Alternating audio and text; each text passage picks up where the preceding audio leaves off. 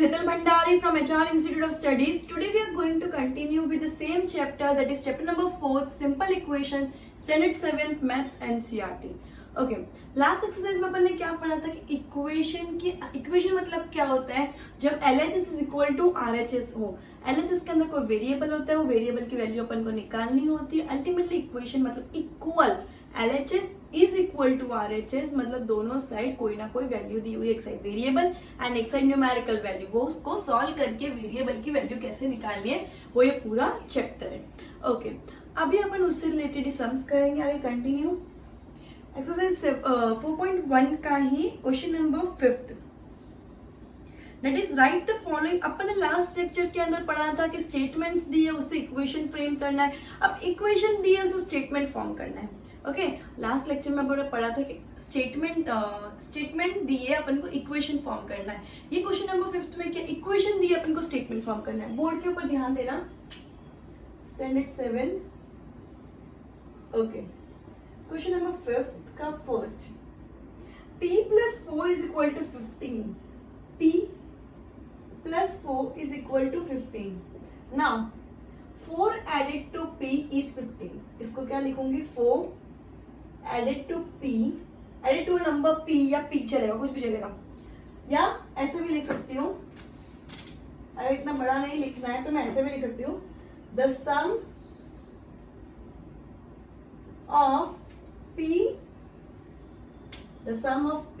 and 4, sum मतलब addition, the sum of p and 4 is 15. इस मतलब is equal to, मैंने पहले ही बोला था कि इस मतलब क्या होता है, is equal to, तो the sum of p and 4 is 15, right? Next, m minus 7 is equal to 3. 7 subtracted from m gives 3.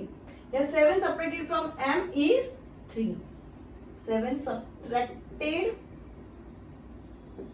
from a number m या from m चलेगा, is 3. क्लियर? नेक्स्ट क्वेश्चन क्या है, 2m is equal to 7, मतलब 2 times m, twice the m is 7 भी चलेगा and 2 times of m is 7, ऐसा भी चलेगा। 2 times of m is 7 या twice a number m is 7 तो भी चलेगा, ठीक है। Question number 4th, m upon 5 is equal to 3, तो 1/5 of a number m is 3. 1/5 of a number m is 3. 1/5 अगर m को इंटू करें तो 3 आ रहा है। Clear? 1/5 of number m is 3. 5th question, 3m upon 5 is equal to 6. Same, 3/5 of the number m is 6.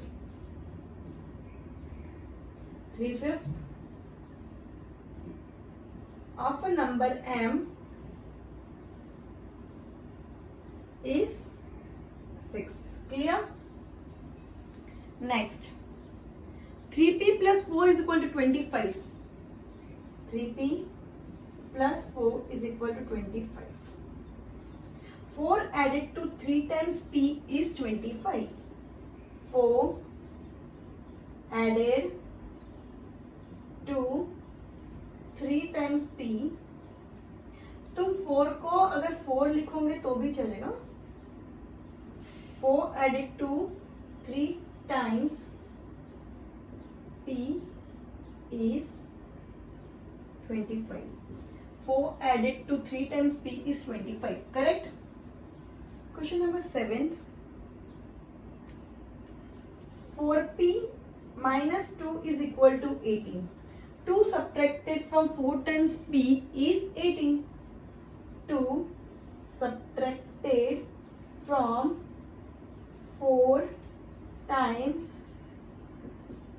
p is 18. Correct?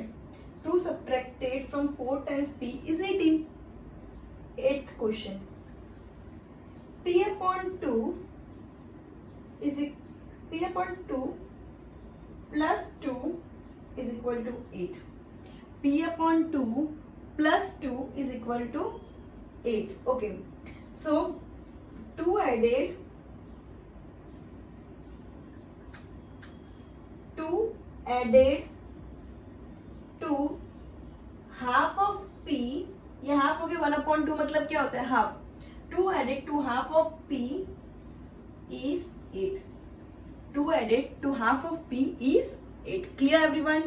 p plus 4, the sum of p and 4 is 15. 7 subtracted from m is 3. 2 times m is 7.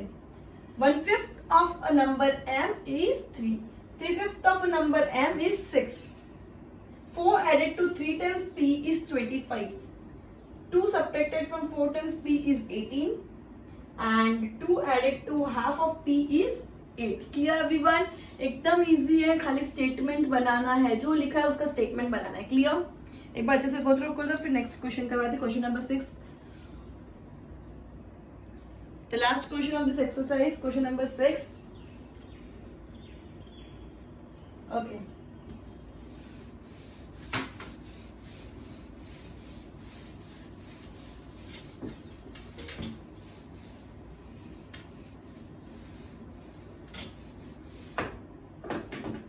Okay, so the last question is question number 6. Set up an equation in the following cases. Equation बनाना है, statement दिया है, equation बनाना है, right?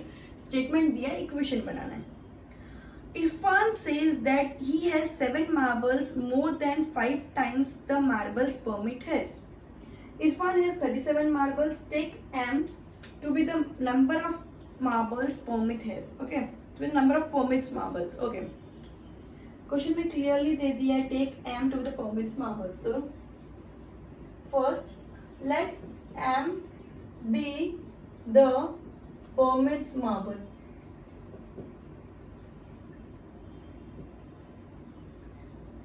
Okay, क्या लिखा है? Irfan's marble is equal to 7 marbles more than 5 times the marble permit has. 5 times मतलब 5m. 7 more than मतलब plus 7 हो गया.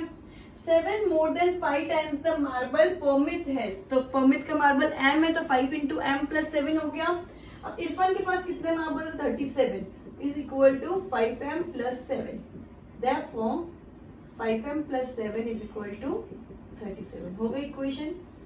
अपन को सिर्फ इक्वेशन बनानी है. 5m plus 7 is equal to 37. क्या बोला था सबसे पहले कि परमिट के मार्बल को m सपोज करो. इरफान के पास 7 more than 5 times the marble permit has. 5 times मतलब 5 into m plus 7 because 7 more than, तो plus 7. नेक्स्ट स्टेटमेंट क्या बोला है? Lakshmi's father is 49 years old. He is 4 years older than 3 times the Lakshmi's age. And bracket के अंदर clearly दिया है take the Lakshmi's age be y years. तो let the Lakshmi's age B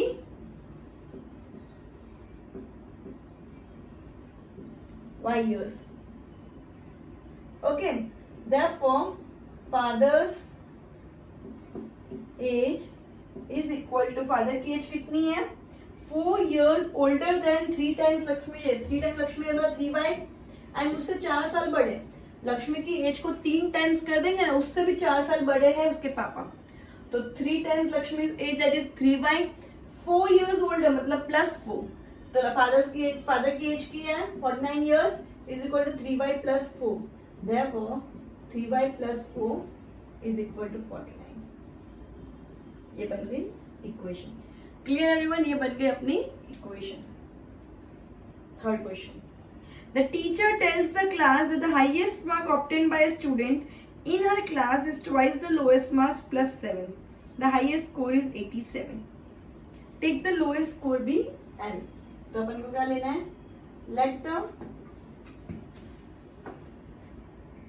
Let the lowest score be L.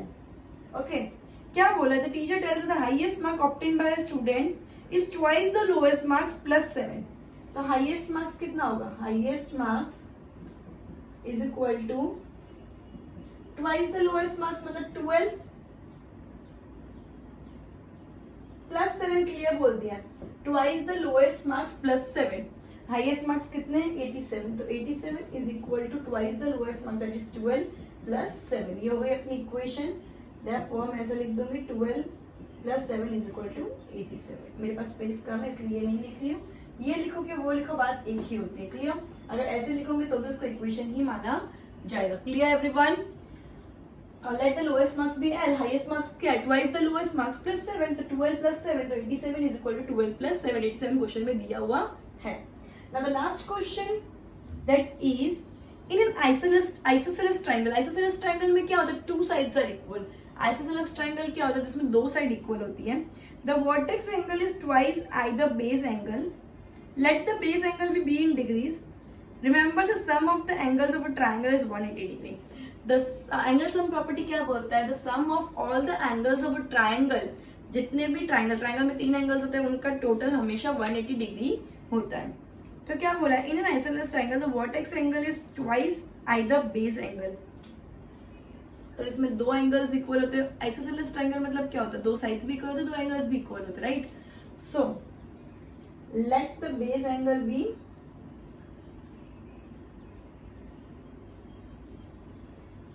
B. Vertex angle twice the base angle है. Therefore, vertex angle is equal to 2B. Right? क्या बोल रहा है? Let the base angle be B. So vertex angle क्या होगा? उसका double, तो 2B हो गया.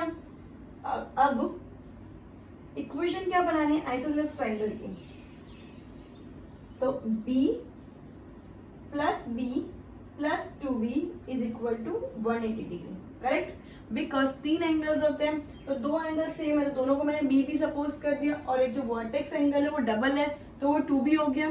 तो B plus 2B is equal to 180. तो B प्लस B कितना होता है? 2 plus 2 4. 4B is equal to 180. तो ये हो गई हमारी equation. 4B is equal to 180 क्या हो गई हमारी इक्वेशन. Clear everyone? ओके. सो ये एक्सरसाइज वेरी कंप्लीट होती है. अपन नेक्स्ट एक्सरसाइज शुरू करते हैं. एक बच्चे से गो थ्रू कर दो इसको.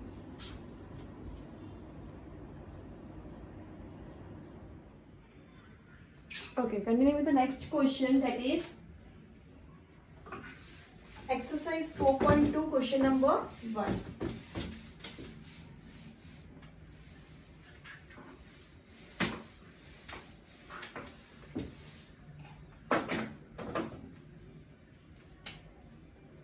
Exercise 4.2 question number 1.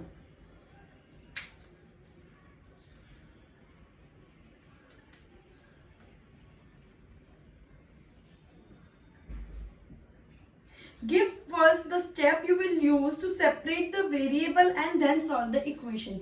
जब भी इक्वेशन सॉल्व करते तो वेरिएबल को अलग करते हैं एंड उसके बाद इक्वेशन सॉल्व करते. कैसे मैं बताती हूँ ये क्वेश्चन के बारे में. सो फर्स्ट क्वेश्चन क्या है? अब मुझे पूछा है कि इसके अंदर तुम फर्स्ट स्टेप क्या करोगे और उसके बाद आंसर भी निकालना है कि वो वेरिएबल का अल्टीमेट रिजल्ट क्या है.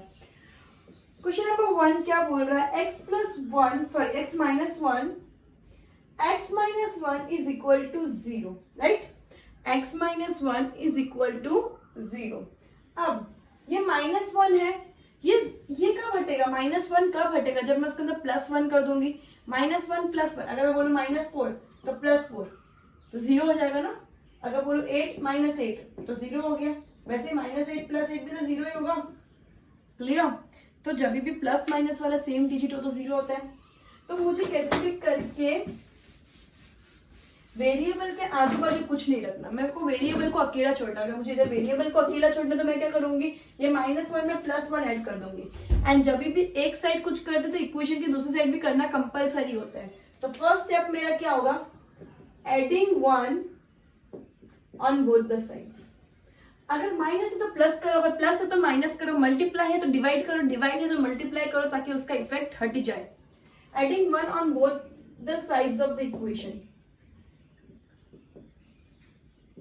Adding 1 on both the sides of equation. Therefore, x minus 1 plus 1 is equal to 0 plus 1. Correct?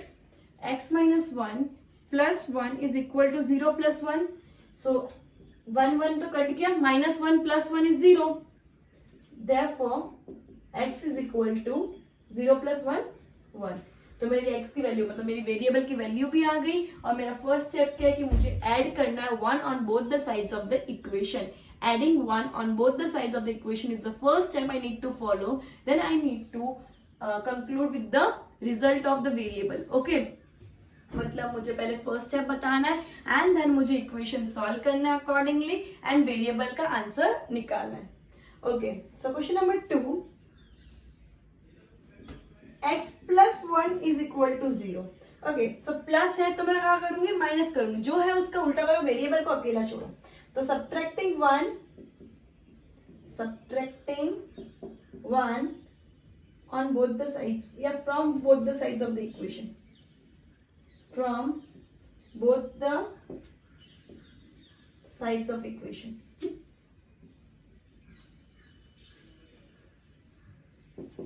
Therefore x plus 1 minus 1 is equal to 0 minus 1.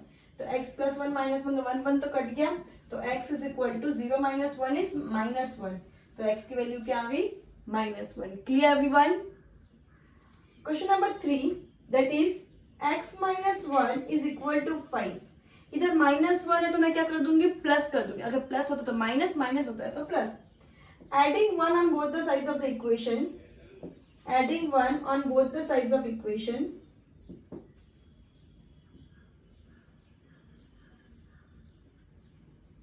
therefore x minus 1 plus 1 is equal to 5 plus 1, that is 1 cut गया, x is equal to 6. Clear everyone? 1 2 3 सम मैंने करवाया, अब directly last वाला सम करवाऊंगी, that is h वाला. ये a b c है, right? ये क्या है, a b एंड c. अब डायरेक्टली h वाला करवाऊंगी बिकॉज सब सिमिलर पैटर्न के ही सम्स हैं. एक बार अच्छे से गो थ्रू कर लो.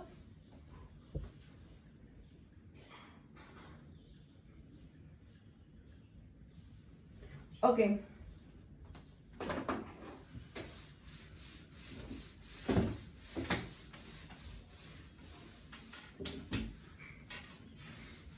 क्वेश्चन नंबर 1 का h.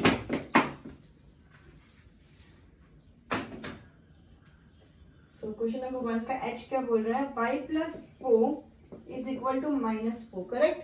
y plus 4 is equal to minus. First step मेरा क्या होगा, प्लस 4 है तो -4 करो. Subtracting 4 from both the sides of equation, from both the sides of equation, subtracting 4 from both the sides of the equation. Therefore y plus 4 minus 4 is equal to -4 minus 4. y plus 4 minus 4 is equal to -4 minus 4. तो ये 4 cut गया, तो y is equal to minus minus plus 4 plus 4 8, sign of greater number, that is minus. तो y is equal to -8. y is equal to -8. Clear everyone? अच्छे से go through कर दो, फिर मैं क्वेश्चन नंबर 2 शुरू करूंगी इसके साथ.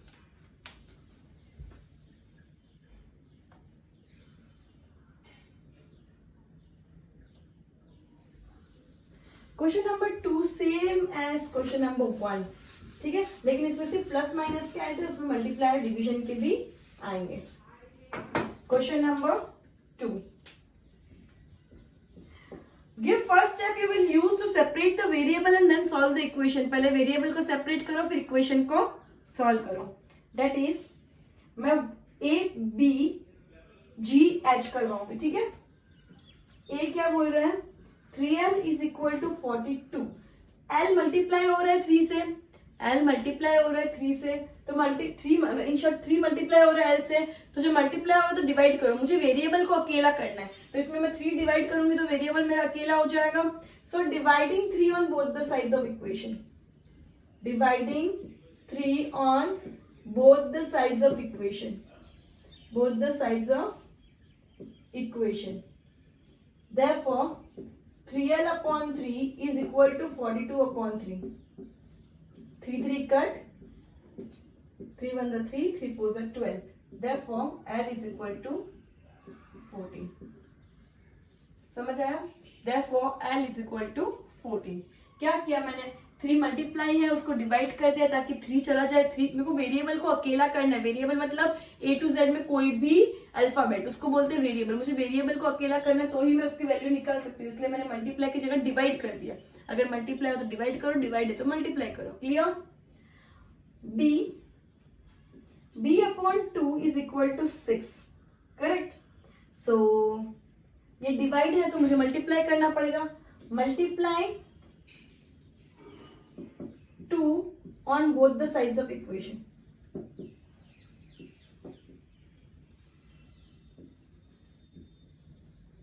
Therefore, b upon 2 is into 2 is equal to 6 into 2, right? दोनों साइड मुझे सेम चीज करनी पड़ेगी, तो b upon 2 into 2 is equal to 6 into 2. 2 मेरा कट गया, therefore b is equal to 6 to the 12. Understood? Therefore b is equal to 16. तुमको ये स्टेटमेंट लिखना कंपलसरी, बिकॉज उसको ही फर्स्ट स्टेप जो तुमको बोला है क्वेश्चन के अंदर, राइट द फर्स्ट स्टेप, वही चीज फर्स्ट स्टेप है, राइट? ओके, सी सेम है b की तरह, इसलिए मैं c नहीं करवाऊंगी, डायरेक्ट f करवाऊंगी, g करवाऊंगी और h करवाऊंगी। f can z upon, एक काम करते तुम इतना गो थ्रू कर दो, मैं रब करके ही करवाती हूँ, इतना अच्छे से गो थ्रू कर दो।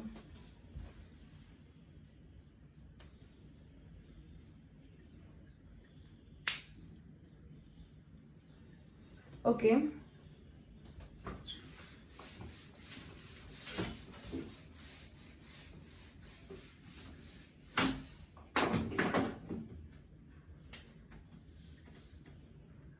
f is equal to z upon 3 is equal to 5 upon 4.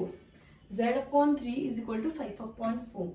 Dividing, इसमें डिवाइड है 3 तो मैं क्या करूँगी, multiply 3 on both the sides of the equation. मेरा फर्स्ट स्टेप क्या है, multiply 3 on both the sides of equation. Multiply 3 on both sides of equation. Therefore, z upon 3 into 3 is equal to 5 upon 4 into 3. Correct? z upon 3 into 3 is equal to 5 upon 4 into 3. 3 मेरा cancel, z is equal to 5 3 is 15 upon 4. तो z की value मेरी क्या आई, 15 upon 4. z की value मेरी क्या आई, 15 upon 4. Okay, now g, a upon 5 is equal to 7 upon 15. इसमें divide है तो मैं क्या करूंगी, मल्टीप्लाई। फर्स्ट स्टेप मेरा क्या होगा, जो होता है उसका अपोजिट करो, multiply 5 on both sides of equation.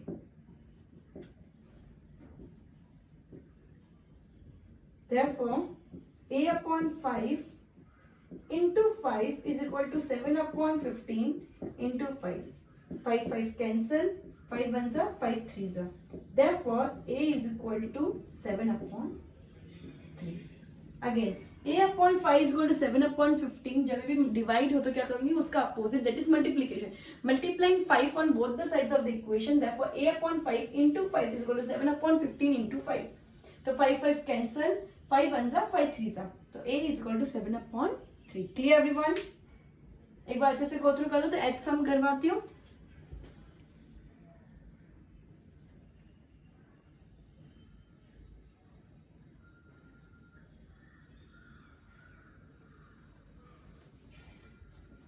Okay.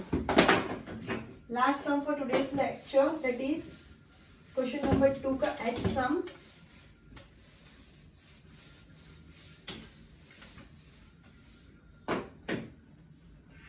H 20t is equal to -10. इसमें क्या हो रहा है, मल्टीप्लाई हो रहा है 20, सो डिवाइडिंग। फर्स्ट स्टेप मेरा क्या होगा, dividing 20 on both the side of equation. Dividing 20 on both the side of equation.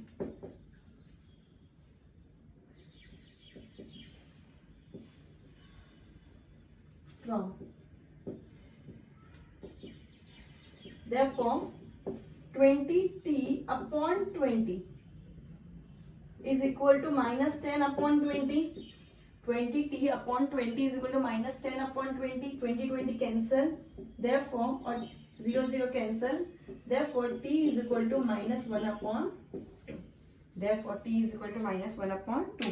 Multiply में 20 तो डिवाइड करेंगे तो 20 हट जाएगा, मुझे कैसे भी करके मल्टीप्लाई होता है तो डिवाइड करना है, डिवाइड करना है तो मल्टीप्लाई करना है, प्लस हो तो माइनस, माइनस हो तो प्लस करके वेरिएबल को अकेला छोड़ना। तो 20t is equal to -10, dividing 20 on both the side of equation, therefore 20t upon 20 is equal to -10 upon 20, therefore t is equal to -1 upon 2. Clear everyone?